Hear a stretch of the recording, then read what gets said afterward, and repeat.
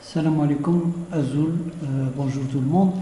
Donc on va consacrer la vidéo à l'occasion de l'anniversaire, le 41e anniversaire de la mort de Houari Boumediene. Donc disons d'emblée que peut-être c'est le seul président يعني بأتم المعنى الكلمة le seul président que l'Algérie, un véritable président que l'Algérie a eu dans son histoire. Donc dans cette vidéo, on va essayer de parler de la vie de ce grand homme. إذا غادي نحاولوا في هذه الفيديو باش نتكلموا على شخصية هذا الزعيم الكبير. Bon, pour cette vidéo, pour ne pas être une vidéo très longue, on ne va pas essayer de parler des choses connues à Boumediene parce que la majorité des gens connaissent des événements, des choses importantes de la vie de Boumediene. On va essayer de faire ressortir dans cette vidéo les choses les moins connues, les facettes les moins connues de la vie de Houari Boumediene, notamment pour les générations qui n'ont pas vécu le règne تاعهم. يعني الجيل اللي جا من بعد هواري بومدين كاين اشياء اللي غير معروفه لهذا الجيل. اذا غادي نحاولوا في هذا الفيديو باش نتكلموا على الاشياء الغير معروفه لحياه هواري بومدين. خاطر ce sera pas intéressant de parler des choses que tout le monde connaît à propos de Boumediene et de sa vie. Donc beaucoup de choses qu'on va dire peut-être dans cette vidéo, il y a des gens qui ne sont pas d'accord avec nous, notamment c'est des tracteurs, d'accord, mais il y a une vérité à dire, il y a une vérité qui existe, qui est confirmée même par des gens politiques, des hommes politiques, ou notamment des gens qui étaient opposés à lui, soit des gens, des personnalités étrangères, soit des personnalités nationales. Donc كاين شخصيات اللي غاديين ياكدوا هذه الاشياء، سواء هي شخصيات كانت ما توافقش في هذا كتنقدوا او كانت اوبوزي à lui، c'est-à-dire تعارضوا، داكور. وهي دي شخصيات كاين اجنبيه وشخصيات وطنيه. Donc, كما قلت لكم الجزائر دخلت c'est la descente, ce que moi personnellement j'appelle la descente aux enfers, donc de l'Algérie. بعد الموت نتاعو l'Algérie دخلت في دوامه تاع مشاكل parce que on n'a pas pu le remplacer, d'accord. Donc l'Algérie est entrée dans une turbulence كما نقولوا. بعد la mort تاعو c'est fini, il n'y a aucun homme qui était à la hauteur de Boumediene. Bon, بعد كاين الناس اللي يقول لك c'était un dictateur. Moi j'appelle pas un dictateur parce que un dictateur c'est il vient pour s'enrichir, il fait des choses pour lui-même, d'accord. هو bon حاجه الاولى اللي يعني الناس اللي شهدوا له il a été un homme honnête et intègre et ما خلى فورتون، ما شارك لا فامي نتاعو في الحكم، كان دائما يحارب هذه الاشياء d'accord. Et il a été toujours opposé à ce que les gens de sa famille participent au pouvoir. Wallah, ils s'enrichissent sur son dos, d'accord. Donc هذه يعني une de ses qualités, d'accord. واللي يشهد لها الأصدقاء والأعداء، ses amis et ses ennemis attestent. Donc c'est la première des choses. D'autres يقول لك كان un dictateur. Moi j'appelle j'appelle pas un dictateur parce que c'était un autoritaire, quelqu'un qui était autoritaire, الناس كتخاف منه، d'accord. Donc il tenait l'Algérie يعني d'une main de fer. ماشي كيما اليوم chacun il fait ce qu'il veut. وقتها il y a personne qui يعني ils avaient peur de son autorité, d'accord. Donc la moindre hadak et payer chèrement les erreurs ou les égarements تاعهم. Chaque responsable politique ou la hadak à la moindre égarement il le paye cash. Donc c'était quelqu'un d'autoritaire. parce qu'il voulait, il était, كما نقولوا حارس على الدولة. Bon, autre chose pour vous montrer l'autorité et la rigueur dans la gestion d'un pays. وقتها كنا celui qui est, c'est-à-dire a été pris pour, il a bénéficié d'une corruption ou un détournement des fonds publics à l'État, etc. كان يفوت كنا نسمعوا نحن نلابلي كنا صغار الشرع الأحمر، c'est-à-dire la criminelle, il passe en criminel. Et lorsque tu passes en criminel, la sentence, le verdict peut aller jusqu'à la condamnation à mort. C'est un crime, d'accord? Après lui, les erreurs, c'est des délits, c'est-à-dire tu passes la correctionnelle.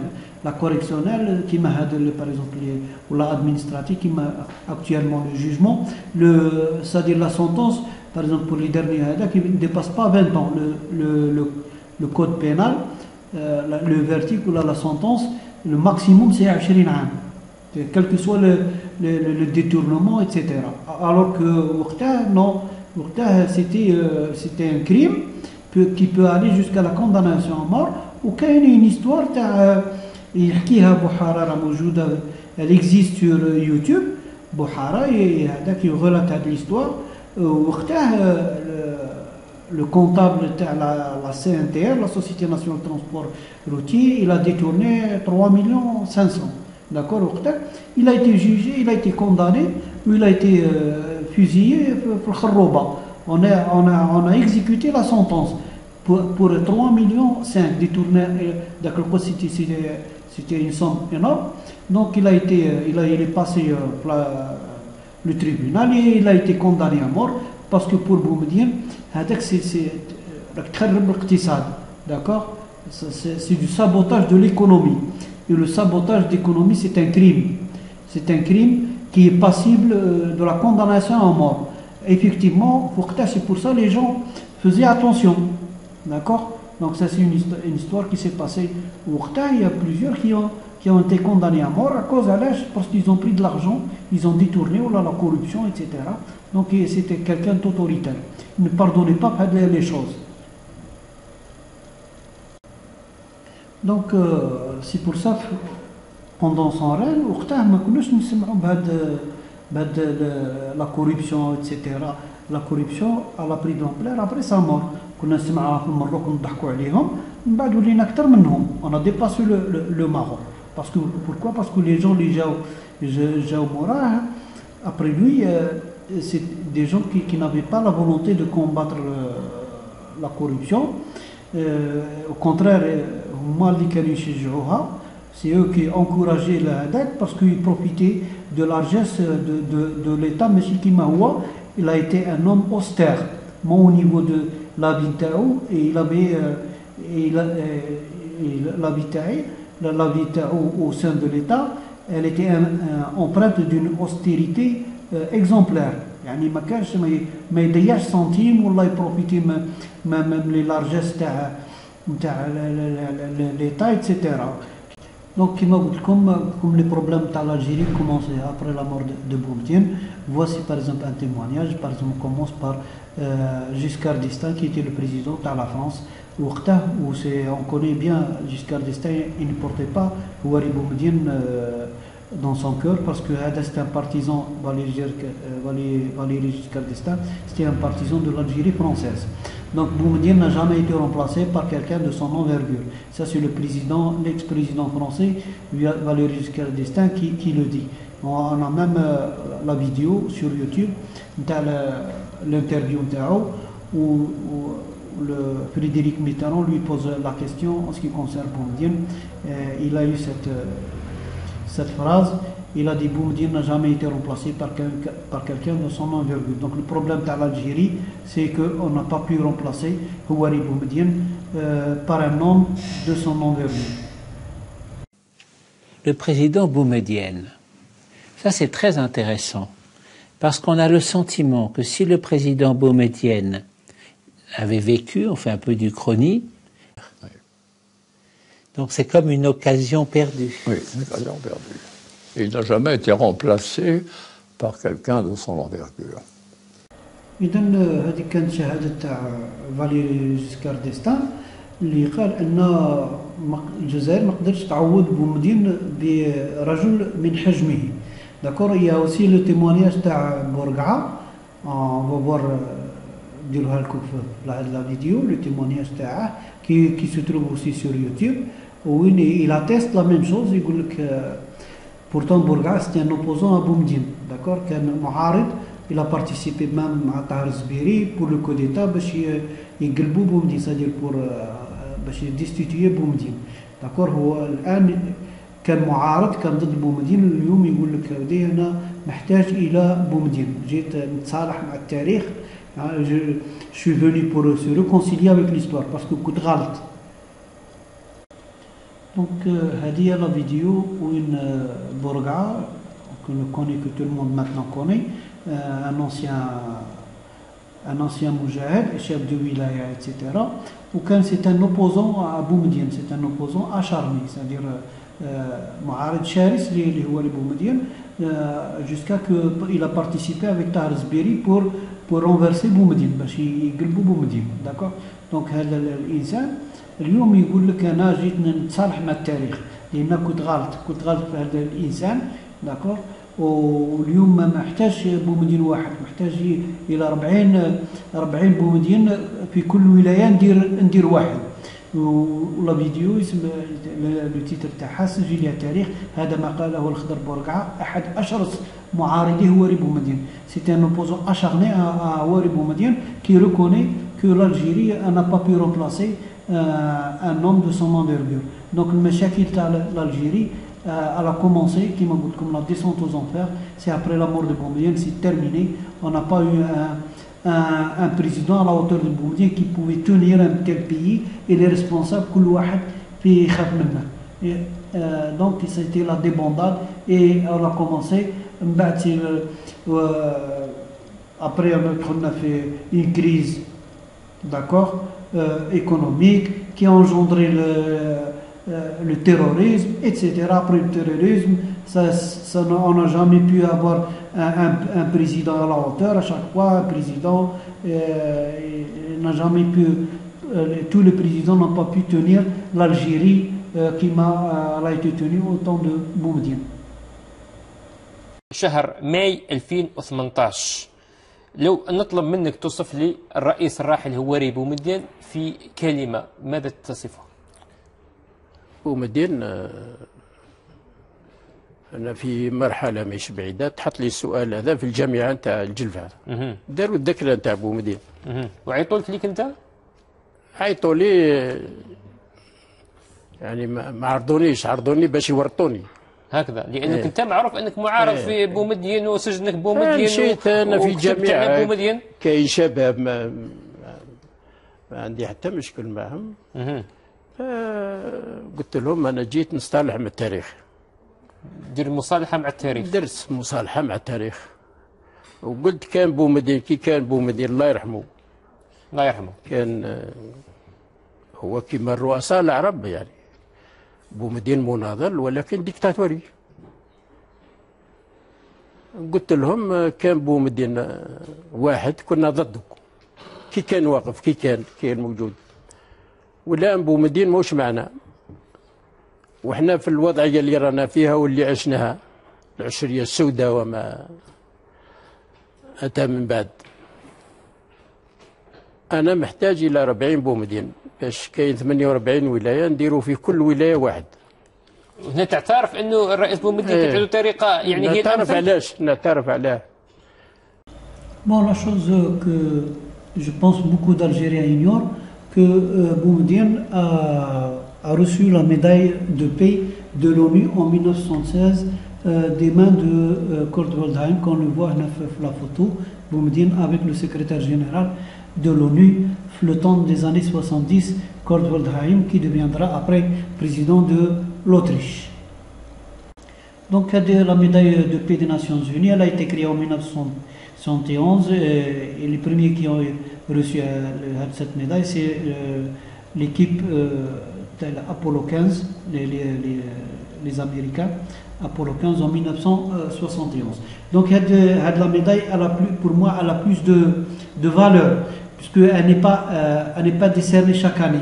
Elle est décernée en rare occasion, si une personnalité ou un groupe ou une organisation qui se distingue dans le monde pour la paix, pour le maintien de la paix ou œuvrer pour la paix. Donc la médaille, elle est décernée en des rares occasions.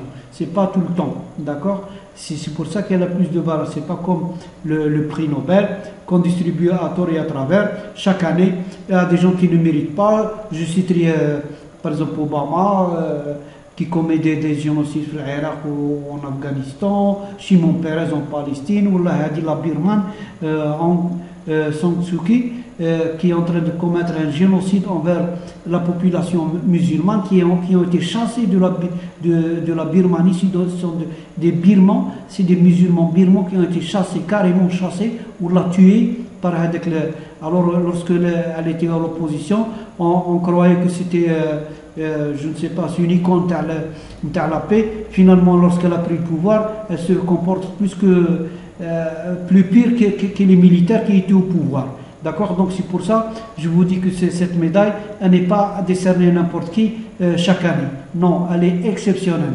Et Boumedienne, on leur a fait une exception, on l'a décerné en 1976, après la perte à Sahraoui qui a eu lieu en 1975. Donc ça veut tout dire. Ça dit long de cette distinction qui a été comme remise à Houari Boumedienne par le secrétaire général lui-même de l'ONU en 1976.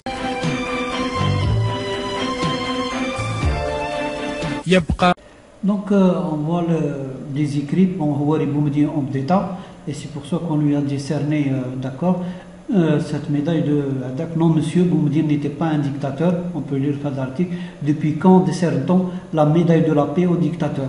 Elle fut attribuée en 1976 par l'ONU au président Houari Boumedienne en reconnaissance de ses efforts constants dans la défense de ses principes de paix et de justice. Bon, vous passez même le témoignage du secrétaire général Kurt Waldheim, après la mort de Boumedienne, bien sûr, après la disparition des deux blocs. Vous allez l'entendre, donc c'est un témoignage qui est après le décès de Houari Boumedienne, après plusieurs années. D'accord, on va vous montrer avec la vidéo où il fait un témoignage en ce qui concerne Boumedienne pour la paix, pour la médaille qu'il lui a décernée. Donc la même chose, il y en a dans un autre article, d'accord, qui s'appelle Houari Boumedienne, un visionnaire en avant sur son temps. D'accord, donc vous avez là la même chose. En 1976, la médaille de la paix est décernée par l'ONU en reconnaissance de ses efforts constants pour la défense des principes de paix et de justice. C'est fait l'époque où Alger était la Mecque des révolutionnaires. D'accord? Donc la même chose, c'est un autre article. Donc on a la même chose. Précisant que ces positions lui ont valu en 1976 la médaille de la paix décernée par l'ONU en reconnaissance de ses efforts constants de la défense des principes. Donc la même chose fait le site consacré à la page à Houari Boumedienne.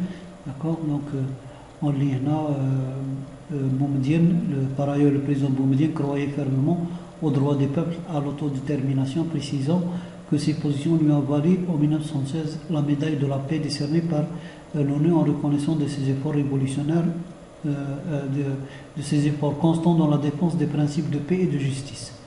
Ce fut l'époque où Alger était la Mecque des révolutionnaires du monde. Donc je vais vous passer, voici la vidéo, le témoignage de l'ex-secrétaire général de l'ONU, Kurt Waldheim, dans les années 70, qui est devenu plus tard le président de l'Autriche, puisque c'est un Autrichien qui m'a beaucoup. D'accord. Donc là où il témoigne de l'action personnelle de Houari Boumedienne dans les conflits dans le monde, c'est-à-dire en Asie, en Afrique, en Amérique du Sud, en Europe centrale, etc. C'est quoi l'ONU lui a décerné, avec la médaille de paix en 1967. Donc je vais incruster la vidéo dans la vidéo pour voir le témoignage, pour écouter les témoignages, et je vais juste vous montrer la séquence de la remise de la médaille, cette médaille par des mains de de ce bonhomme, le secrétaire général, l'ex-secrétaire général de l'ONU à Boumediene. Donc on regarde la séquence. Voilà, il y a la séquence, vous voyez bien Kurt Waldheim qui remet la médaille à Houari Boumediene.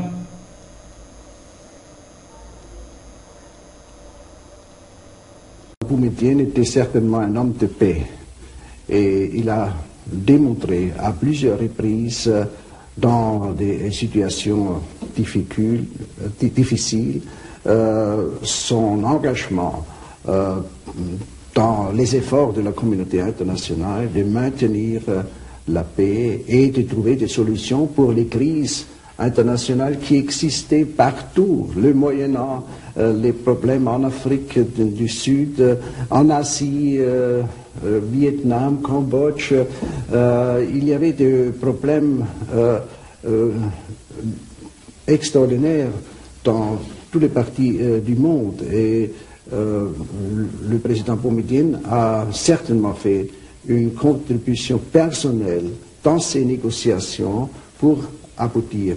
Et c'est à cause de cela qu'il a reçu la médaille de paix des Nations Unies.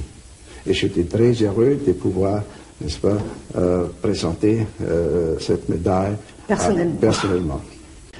Autre témoignage de la stature de Boumediene et la place qu'il occupait sur la scène internationale dans les années 70, c'est, bon, comme on va le voir sur la page de Benjamin Stora, historien professeur d'université, c'est connu, d'accord, quand j'ai ouvert ses portes à tous les damnés de la terre.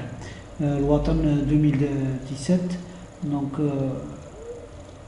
on peut lire le président Nixon faisait une entorse à la règle américaine de ne pas accueillir à la Maison Blanche le chef d'État avec lequel les États-Unis n'ont pas de relations diplomatiques. Alger a rompu ses relations avec Washington à la suite de la guerre israélo-arabe en juin 1967, reçoit à la Maison Blanche le président Boumediene. Les relations entre les deux pays vont être établies. Donc les Américains, tu vois l'importance de la personnalité de Boumediene sur la scène internationale. Les Américains ils ne reçoivent jamais un président à la Maison Blanche qui n'ont pas de relations diplomatiques avec ce pays.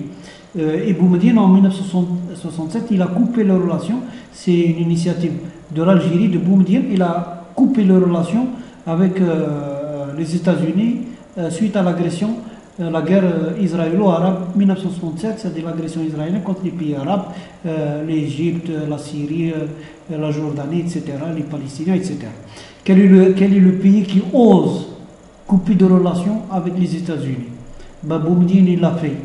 Boumediene, il n'avait pas peur, il a fait, Et depuis, on n'avait pas de relation. Et en 1974, lorsqu'il est parti aux États-Unis pour faire, à New York, à l'ONU, pour faire son discours devant l'Assemblée, c'est une assemblée exceptionnelle. C'est-à-dire que l'Assemblée a été réunie exceptionnellement pour Boumediene et fait son discours pour le nouvel ordre économique. C'est pas une assemblée ordinaire qui se fait chaque année. C'est une assemblée qui a été, c'est une réunion qui a été faite exceptionnellement pour Boumediene, pour lire son discours à l'ONU, si vous voulez, à la place du monde, pour la demande à le nouvel ordre économique mondial. Donc Nixon a saisi l'occasion de la présence de Boumediene aux États-Unis pour l'inviter à la Maison Blanche. Donc Nixon, le grand Nixon, invite Boumediene à la Maison Blanche et pourtant l'Algérie n'avait pas de relations diplomatiques avec les Américains. Donc le président Nixon, pour la première fois dans l'histoire des États-Unis, ils vont faire une exception, une entorse à la règle, d'accord, ils vont recevoir Boumediene à la Maison Blanche.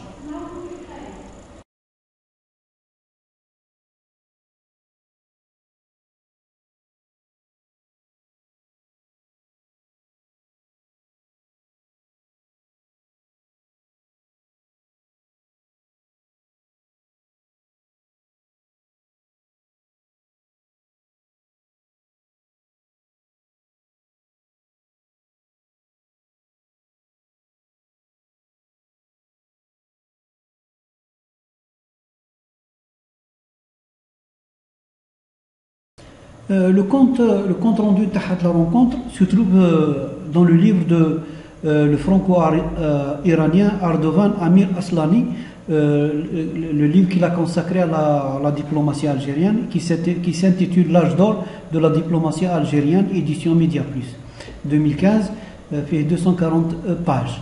Donc dans cet article, page glorieuse d'une belle époque. Il parle de l'époque de Boumediene, etc., la diplomatie. Donc le must de ce livre, hein, la chose la plus formidable dans ce livre, demeure les pages consacrées à la rencontre historique Boumediene-Nixon à la Maison-Blanche en avril 1974, pages de 168 à 173, où l'on peut lire le texte déclassifié de l'entretien entre les deux présidents en présence de l'incontournable Henry Kissinger, secrétaire d'État américain des Affaires étrangères. Si vous voulez, le ministre des Affaires étrangères, le docteur Henry Kissinger. Donc, le compte rendu de la rencontre entre Boumediene et Nixon se trouve dans ce livre d'Ardovan Amir Aslani, et il s'appelle L'âge d'or de la diplomatie algérienne. Bien avant la rencontre, la fameuse rencontre, l'entrevue de Boumediene avec Nixon en 1974, déjà en 1971, lorsque Boumediene a nationalisé le pétrole, Nixon va envoyer une lettre à Boumediene, et on n'avait pas de relation diplomatique avec les États-Unis. D'accord, on va lire là, où le titre est Nixon dans la poche.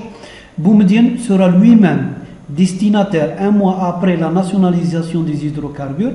La nationalisation des hydrocarbures a eu lieu en février 1971.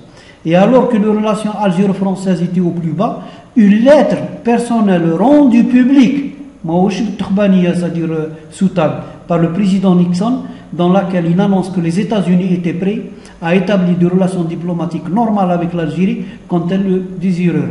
Donc, en quelque sorte, le président des États-Unis, il implore à Boumediene d'établir les relations diplomatiques, et il ne se posera pas, et il attend le feu vert de Boumediene. C'est les États-Unis, le président des États-Unis qui demande à Boumediene: si vous voulez rétablir quand vous voulez les relations, moi je suis prêt, je suis d'accord. D'accord. Là, ça démontre la stature et l'aura de Boumediene, le président du plus grand pays du monde, qui envoie une lettre où elle est rendue publique. D'accord. Machi قال له دي en sourdine ou la trbania ou la non, il a rendu public, et dans l'accord il demande à Boumediene: si vous voulez rétablir les relations diplomatiques avec les États-Unis, moi je ne m'opposerai pas. D'accord. Donc ça, c'est une autre preuve de la stature, de la grandeur de cet homme. Autre grande action, la grandeur de Boumediene dans le XXe siècle, c'est la nationalisation des hydrocarbures qui va changer la face du monde. D'accord. Donc, bon, avant la nationalisation des hydrocarbures, on va parler de la nationalisation des hydrocarbures. Avant de nationaliser les hydrocarbures, déjà, il avait nationalisé les assurances, les banques, les mines, et après, s'est attaqué au pétrole. D'accord. Donc, on peut lire Boumediene raconté par ses proches, c'est-à-dire par Anissa, sa femme, Anissa Boumediene. D'accord. Donc, on peut lire en fin de Hadak. Elle révélera par ailleurs que dès février 1962, avant les accords d'Évian, d'accord, il avait déjà, avant les accords d'Évian, il avait rédigé des recommandations. Il y a un programme, c'est-à-dire une sorte de programme de 4 pages sur le rôle de l'armée dans la construction du pays, la nationalisation des hydrocarbures, des mines, des banques et des assurances. Il décida d'ailleurs tout seul de la nationalisation des hydrocarbures. Donc c'est lui tout seul qui a pris l'initiative ou la décision de nationaliser le pétrole. C'est qui encourageait les pays du Golfe à suivre l'exemple. Bien sûr, jette la Libye, l'Irak, et après les pays du Golfe, les Lyoum, le fast, le pétrole, qui m'a dit comme c'est grâce à Boumediene, il a changé la face du monde. D'accord. Donc, dans sa nature, il détestait la hogra, les injustices, il a cela dans les tripes, c'est viscéral, dira-t-elle. D'accord. Donc, toujours dans un autre article par Anissa Boumediene, comme voilà, Anissa Boumediene, Boumediene tel que je l'ai connu, d'accord, où elle parle de la nationalisation, bien sûr, des mines. On voit là, le 7 mai 1966 dans une allocution prononcée à l'occasion du 21e anniversaire des émeutes sanglantes du 8 mai 1945, le président Boumediene a annoncé la nationalisation de 11 mines, fer, cuivre, plomb et zinc, ainsi que la transformation du statut des biens vacants en biens de l'État. D'accord? Donc il a entrepris, il a nationalisé, au départ il a nationalisé les assurances françaises, après les banques françaises et étrangères. Après, il s'est nationalisé toutes les mines qui se trouvent en Algérie, celles du fer, du cuivre, du plomb, du zinc, etc. Puis, en dernier lieu, il s'est attaqué aux hydrocarbures, au pétrole. Parce que le pétrole, c'est une ressource qui est très importante dans le monde. D'accord? Donc, il y a beaucoup de gens, on va voir l'histoire, qui se sont cassés les dents en voulant nationaliser le pétrole. Et comme remarque, la nationalisation n'a pas concerné que les sociétés françaises, elle a concerné toutes les sociétés étrangères, que ce soit britanniques, américaines, etc. Comme on le voit, Le Monde a publié le 1er septembre 1967. La nationalisation de sociétés américaines en Algérie est la conséquence directe de l'agression impérialo-sioniste. La décision du colonel Boumediene de nationaliser plusieurs sociétés pétrolières américaines, voire Le Monde du 31 août, est considérée à Alger comme une mesure importante, la plus spectaculaire depuis la nationalisation des mines en mai 1966. Toujours dans le même article, à Le Monde, les experts et les observateurs ont déclaré à ce propos à la radio algérienne, s'accordant pour estimer que l'Algérie a donné un exemple aux pays arabes pour sortir de l'impasse dans laquelle elle se trouvait, pour s'engager résolument, courageusement vers les solutions révolutionnaires dans tous les domaines. Pas uniquement les pays arabes, il y a eu le Venezuela, etc. Tous les pays qui ont du pétrole ont nationalisé le pétrole à la suite de la nationalisation de l'Algérie. Donc c'est pour ça qu'on voit ici dans cet article, le 24 février 1971, la date à la nationalisation du pétrole algérien, et le pétrole et le gaz. Boumediene franchit le Rubicon. D'accord? Donc c'est quelque chose qu'on ne s'attendait pas.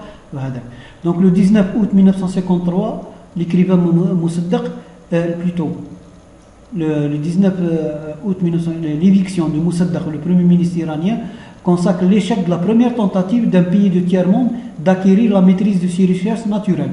Il faudra attendre 20 ans avant qu'un autre pays ose nationaliser son pétrole, ce sera l'Algérie. Donc il y a la première tentative qui a été avortée, d'accord, de l'Iranien Moussaddaq, qui était le premier ministre élu démocratiquement en Iran, mais la tentative elle a échoué à cause du complot de la CIA et le M6 britannique. Donc on lit dans un autre article qui se souvient du fameux coup d'éclair dans un ciel serein qui fut la décision de Houari Boumediene qui a annoncé à la face du monde par son mémorable Qarrarna Ta'min al-Mahrouqat. Nous avons décidé souverainement de nationaliser les hydrocarbures. Bon, un peu plus bas, cette tentative réussie ne fait pas la première. Il faut se souvenir avec respect le combat de Mohamed Moussaddaq, élu démocratiquement premier ministre iranien, et de son combat pour l'indépendance pétrolière de l'Iran. Il perdit son combat, puis destitué et jugé. L'anglo-iranien devenu BP et les compagnies américaines avaient eu raison du nationalisme iranien. Donc on continue dans le même article. Nous avons dit que l'anglo-iranien devenu BP, British Petroleum, et les compagnies américaines avaient eu raison du nationalisme iranien.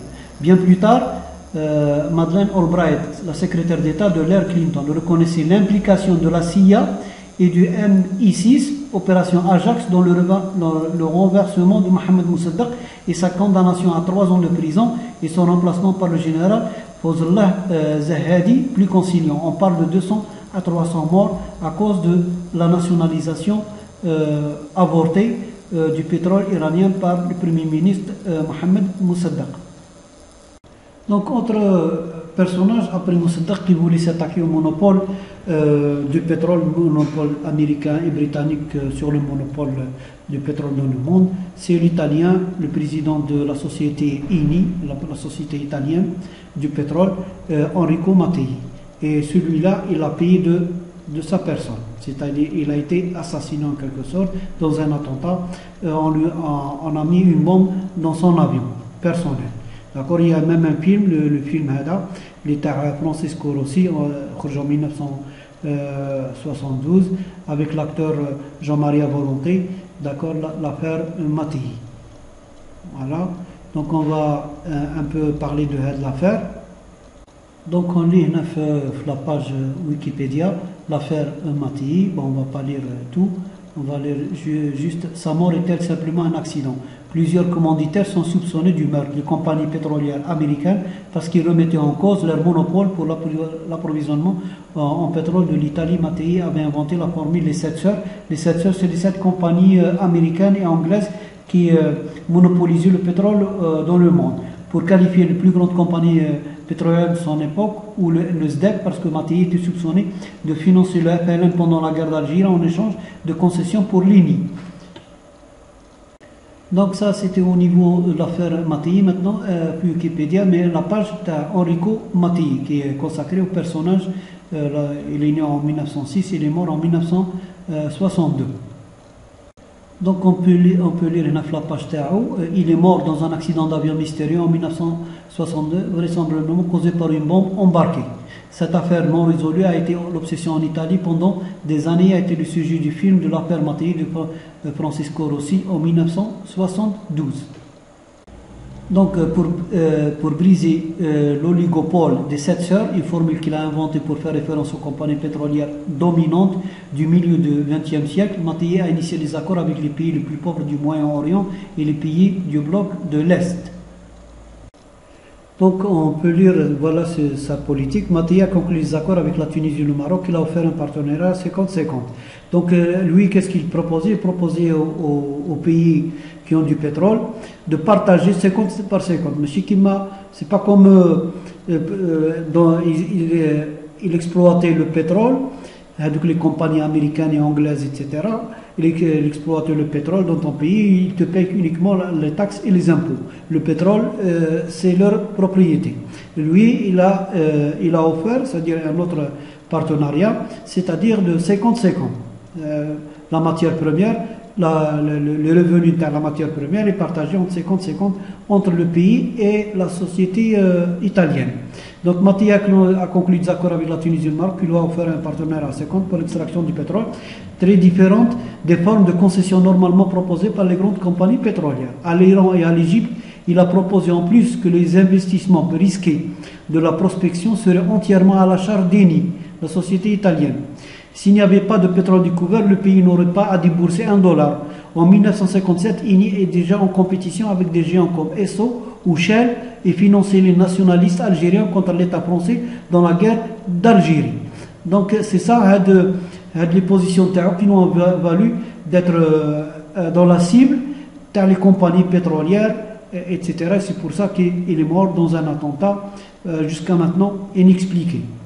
En 1960, après avoir conclu un accord avec l'Union soviétique et pendant qu'il négociait avec la Chine populaire, Mattei a publiquement déclaré que le monopole américain était terminé. D'accord? Donc c'est ça, il voulait briser le monopole américain et anglais sur le pétrole dans le monde, parce qu'il y avait la France était uniquement en Algérie, c'est tout. Dans le monde ailleurs, c'était les Américains et les Britanniques qui détenaient le pétrole dans le monde. Donc Boumedienne, il est venu, c'est lui qui a réussi à briser le monopole, d'accord, il a changé la face du monde, donc le pétrole est revenu à partir d'Hadak. Il y avait d'autres pays qui ont nationalisé pas uniquement le pétrole, mais les matières premières, les cuivres, le sucre, le cap, etc. Donc ils ont emboîté le pas à Boumedienne. C'est pour ça que je vous ai dit qu'il a changé la face du monde au XXe siècle par ses actions et ses œuvres. Donc, n'oublions pour rendre hommage à Enrico Mattei, puisqu'il était l'ami de l'Algérie combattante, il a soutenu le FLN pendant la guerre de libération, comme on le voit là, l'ambassade d'Italie, l'Institut culturel italien, Enrico Mattei, l'Algérie pendant la guerre de libération, la même chose dans notre article, la contribution d'Enrico Mattei à la cause algérienne, thème d'un colloque à Alger. Enrico Mattei, fervent défenseur de la cause algérienne. Mattei ne voulait pas du gaz d'une Algérie colonisée. Donc, notre le 9e FICA, le documentaire Henri Komatei et la révolution algérienne projetée à Alger. Donc c'est un hommage à ce personnage. Donc on s'arrête là pour ne pas trop allonger la vidéo. Donc on avait juste quelques étapes au mahattat fi hayat nubda an hayat Houari Boumediene, parce que la vie Tao elle est vraiment remplie, c'est une vie trépidante. Donc on ne peut pas la résumer dans une vidéo d'une demi-heure ou une heure. Donc il y a beaucoup de choses à dire sur sa politique intérieure qu'on n'a pas vue, la diplomatie, etc., etc. Donc s'il y a des gens qui sont demandeurs, qui sont intéressants, on peut faire d'autres vidéos sur les autres aspects de la vie de Boumediene.